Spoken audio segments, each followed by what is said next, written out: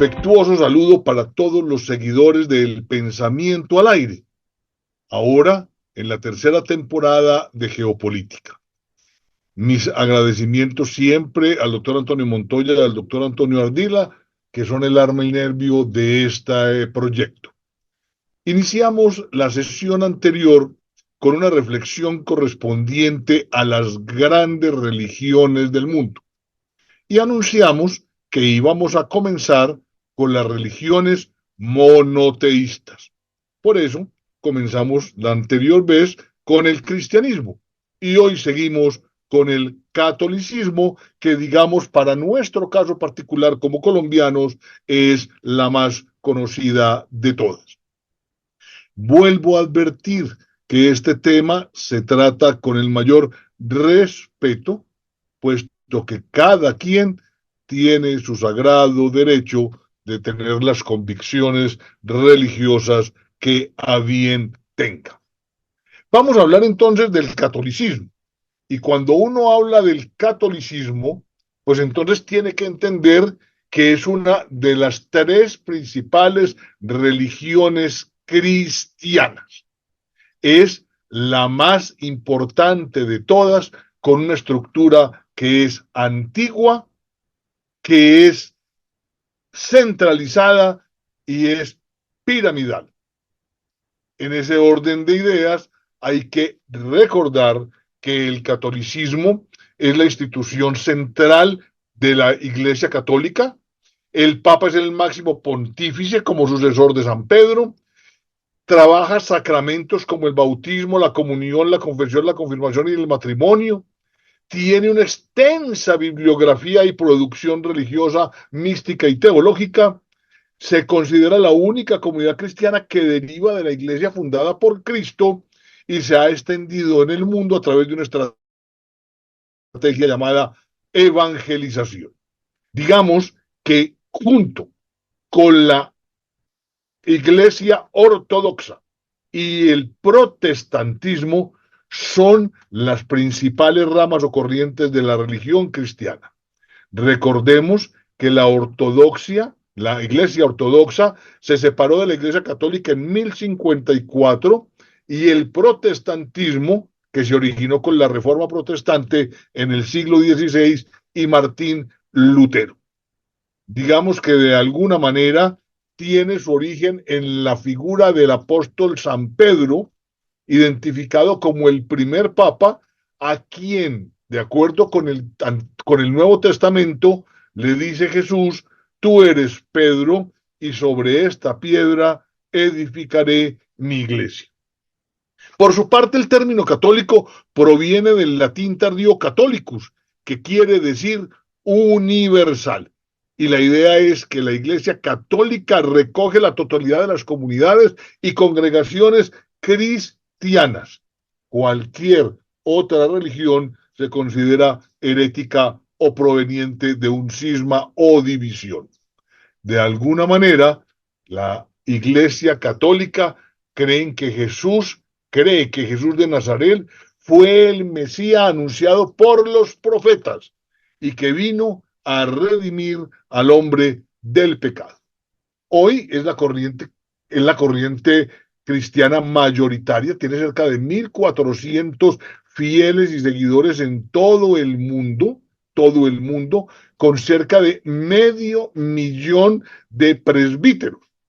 Además, tiene una alta influencia reconocida en términos históricos en Occidente y de alguna manera, desde antes de la caída del Imperio Romano hasta la actualidad, tiene enorme influjo en la Europa mediterránea, en América Latina y en muchos países ya de Asia y de África. Aquí vemos cómo es la radiografía y ubicación de la Iglesia Católica en el mundo. Digamos que su máxima autoridad es el Papa. Su origen se suele situar alrededor de la labor evangélica de Jesús y sus apóstoles. Cree en la existencia de un único Dios, en la resurrección de Jesucristo y en la Santísima Trinidad. Su libro sagrado es la Biblia y tuvo un impacto significativo en la cultura del Occidente desde la antigüedad tardía y la Edad Media. Digamos que el Papa es el líder de la Iglesia Católica y es considerado el sucesor directo del apóstol Pablo. Algunas consideraciones principales: es la más numerosa de las tres ramas principales del cristianismo. Su doctrina se basa en la creencia en un solo Dios y en la persona de Jesucristo. Su forma concreta de organización es la Iglesia Católica, cuya máxima autoridad es el Papa. Reconoce sus orígenes en la predicación de Jesucristo y en la misión de sus apóstoles. Es una de las corrientes religiosas mayoritarias en el mundo.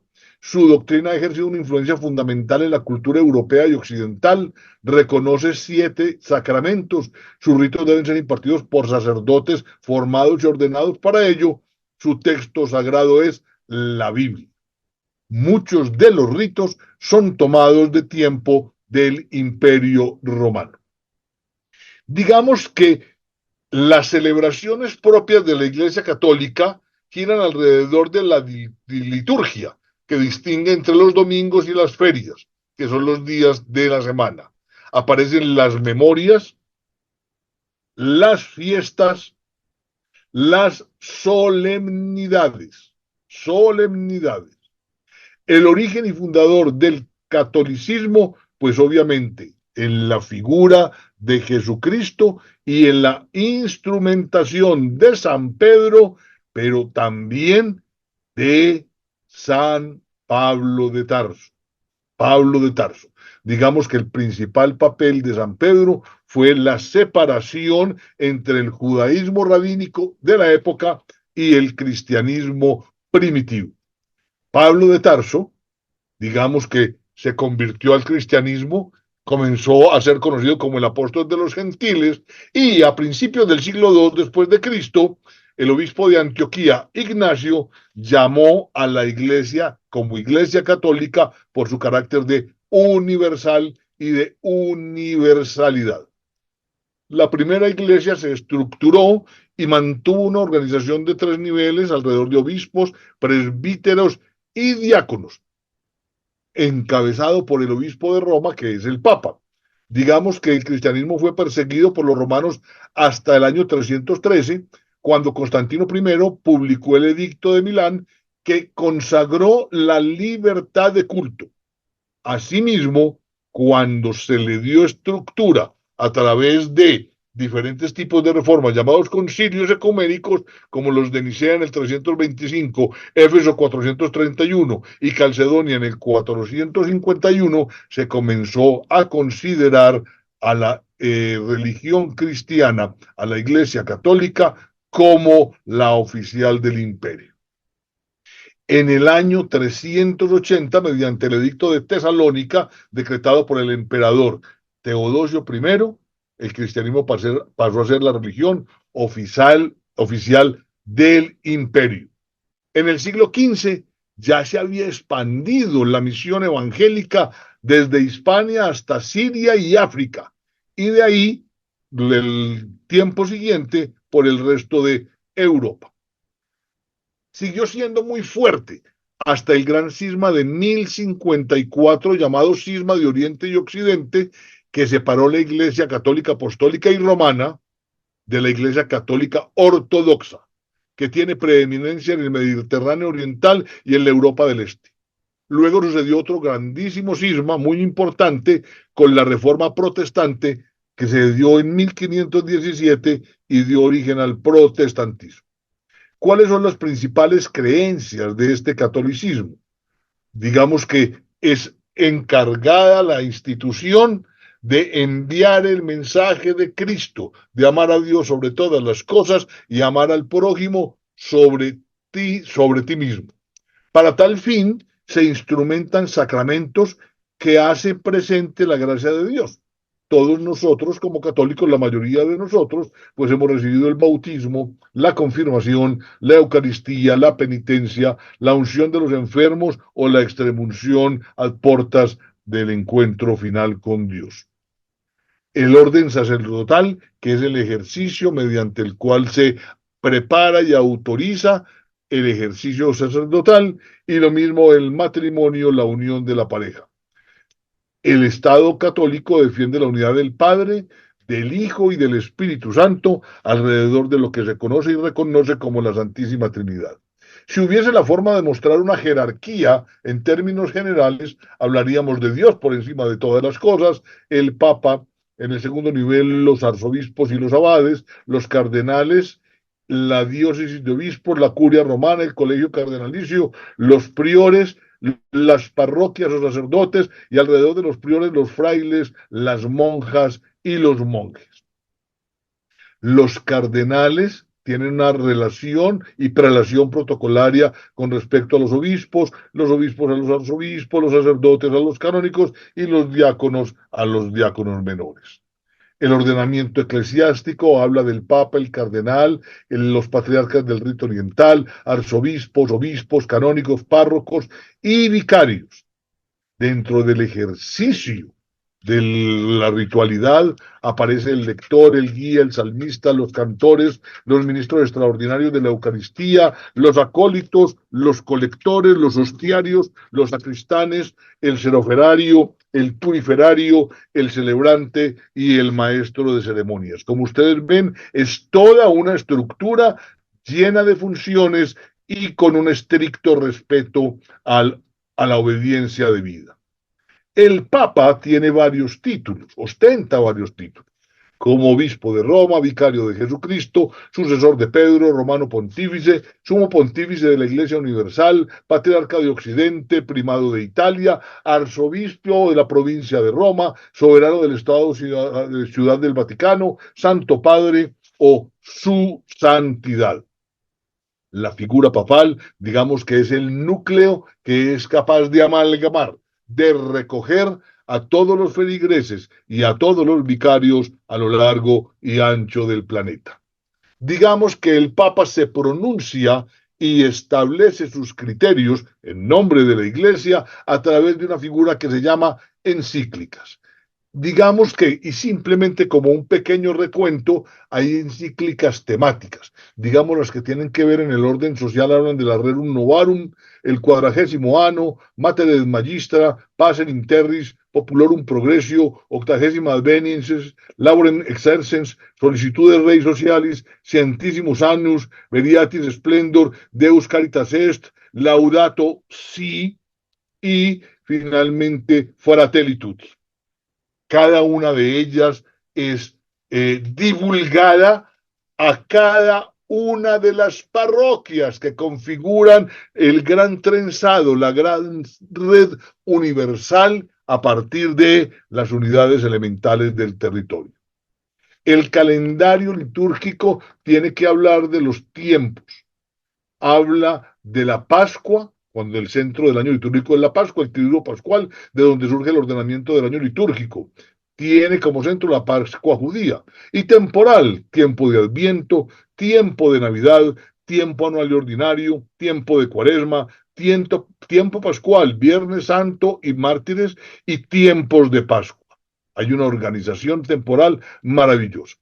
Hay que reconocer que también ha tenido sus inconvenientes en términos de mantener la unidad. Los cismas de la iglesia son las divisiones o separaciones que ocurren dentro de una iglesia o de una religión. Puede ser interno o externo. El cisma es interno cuando se desconoce la autoridad del obispo legítimo dentro de una diócesis. Y es externo cuando hay discordia entre las iglesias particulares y los vínculos que las unen. El gran cisma fue la división entre la Iglesia Ortodoxa y la Iglesia Católica.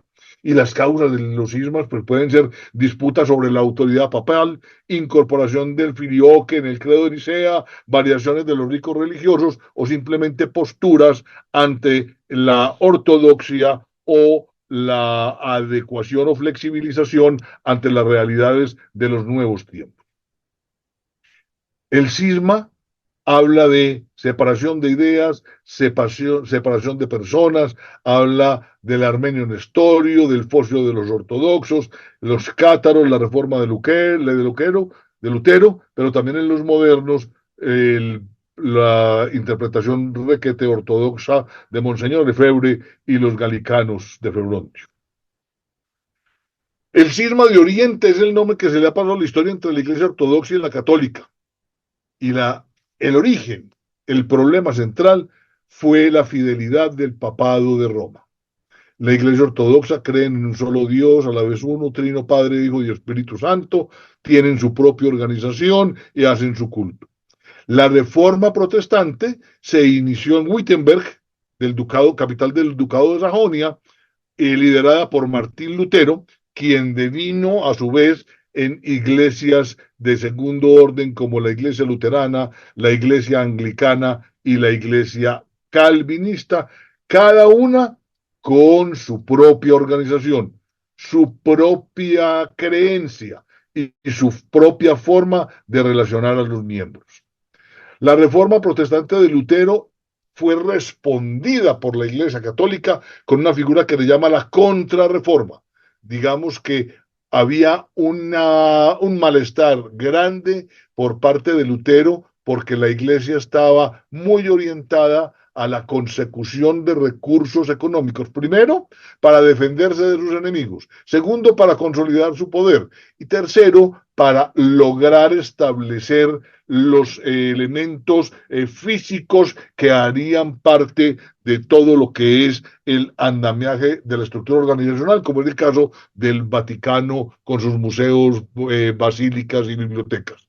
La contrarreforma lo que trataba de decir es, bueno, pero entonces vamos a tratar de asegurar o mejorar que estas cosas que dan origen a la división se puedan mejorar. Lamentablemente eso no funcionó así. Digamos que la gota que rebosó la copa fue el tema de las indulgencias, donde Lutero decía que no era pertinente que la iglesia garantizara que si alguien pagaba indulgencias en la tierra, eso se le abonaba y podía irse derechito para el cielo. Entonces eso no era lo que él consideraba.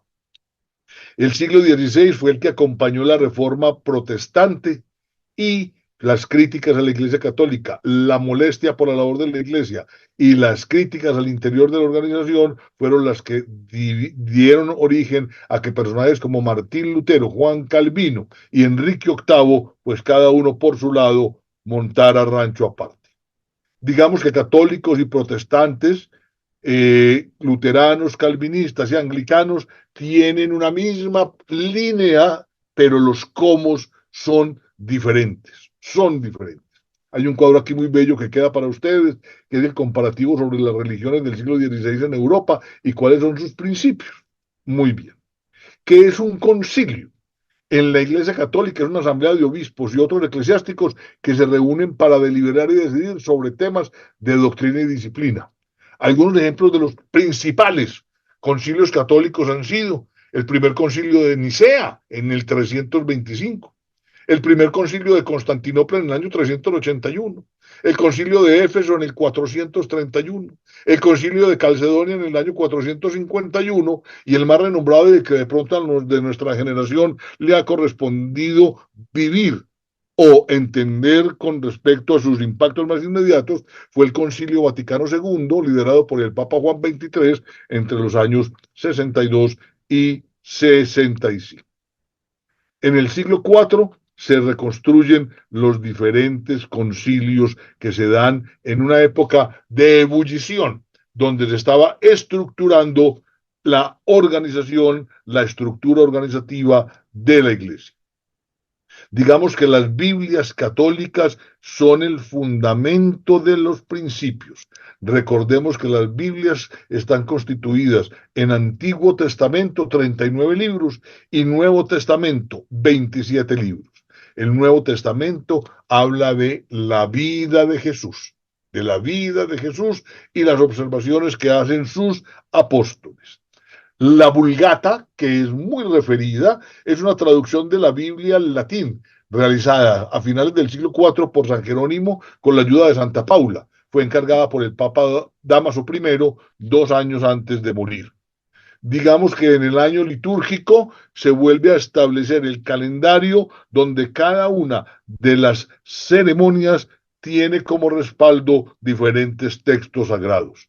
Aquí está la división del año litúrgico y digamos que de alguna manera no pasó la Iglesia Católica invicta de los conflictos bélicos. Las guerras en la religión católica han sido comunes y de alguna manera la perspectiva católica que le ha dado la Iglesia a las guerras para su justificación, el por qué intervienen, es hablar de lo concepto de guerra justa. Y la guerra justa es aquella que va contra la razón, la verdad, la conciencia recta, Dios y el prójimo. Cualquier acto que atente contra la razón, la verdad, la conciencia recta, Dios y el prójimo, bajo la perspectiva cristiana, es una guerra justificable. Algunos estarán de acuerdo, otros que no. De alguna manera fue San Ambrosio de Milán y San Agustín que aportaron y propusieron la posibilidad de la denominada guerra justa, de entre los siglos II al siglo VII. Muy bien, en su continuo aprendizaje se dio figuras como movimientos como la paz de Dios en 989, la tregua de Dios en el 1027 y aparecen órdenes como los trinitarios, la merced y cómo no mencionar a los templarios. Muy bien. Aparece entonces la cronología de una figura que para la historia de Occidente es muy común, las cruzadas. Se habla de la primera cruzada de 1096 a 1099, llamada también Cruzada de los Varones, la segunda de 1147 a 1149, la tercera de 1189 a 1192, la cuarta de 1201 a 1204, la quinta de 1217 a 1221, la sexta de 1228 a 1229, la novena de 1271 a 1272, la octava cruzada, la de San Luis en 1270 y la de Luis IX de Francia. Digamos que el leitmotiv, aquello que motivó al Papa a arengar a algunos monarcas de la época a que lo acompañaran en estas cruzadas religiosas, era, comillas, la recuperación de los sitios sagrados, donde estaban aquellos hitos y símbolos reales del nacimiento, del crecimiento y del martirio de Cristo. Ese fue el argumento que llevó a que 10 cruzadas, 11 cruzadas, se llevaran a cabo contra los herejes, contra los impíos, contra los islámicos. Los 12 apóstoles pues fueron los encargados de irradiar, divulgar el mensaje de Dios a través de la evangelización.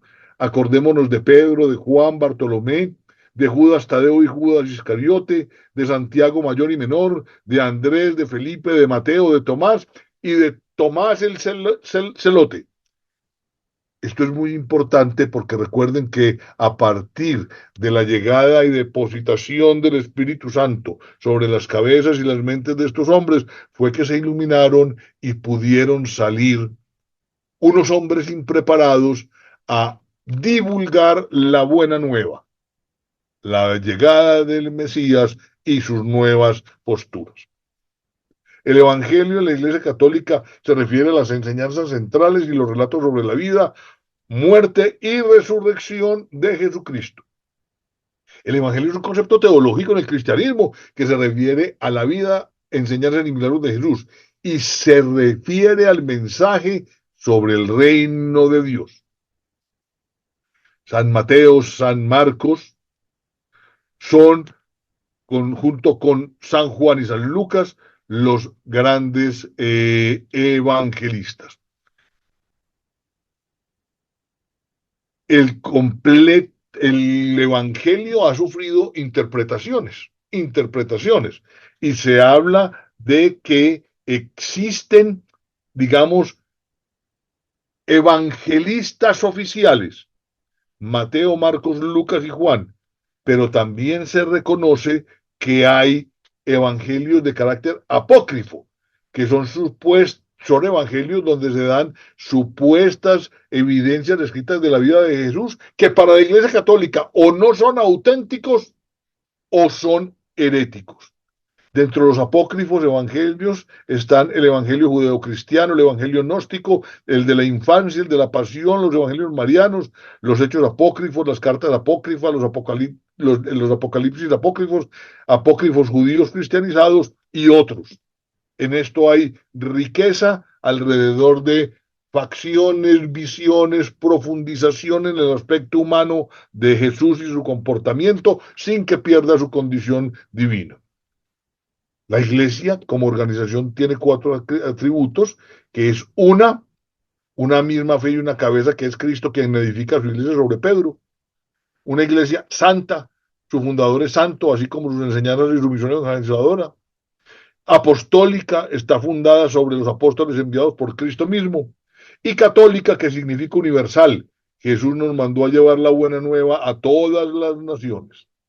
La estructura de la iglesia, digamos de una manera más abstracta, está conformada por ministros, por fieles, que se encargan de administrar esas particularidades. Se tienen ciertos simbolismos sobre los cuales hay un peso adicional y una adoración adicional, que son las reliquias. Son objetos físicos que tienen una relación directa con los santos y con el Señor. La simbología es importantísima y de alguna manera en las diferentes prácticas o ritos se emplean. Aquí aparecen el UNAFCU, la cruz latina, la cruz sirio-oriental, la cruz ortodoxa, la cruz griega y otras varias. Los símbolos del Antiguo Testamento hablan del árbol de la vida, del arca de Noé, el cordero pascual, y en el Nuevo Testamento se habla de la cruz, el pez y la paloma. Como ustedes ven, el cristianismo, y apoyado en la organización Iglesia Católica, se ha consolidado en estos 2000 años. Hay un gran profeta, el Mesías, Jesús, que trae sus enseñanzas y se encarga de divulgarlas y difundirlas a través de sus apóstoles.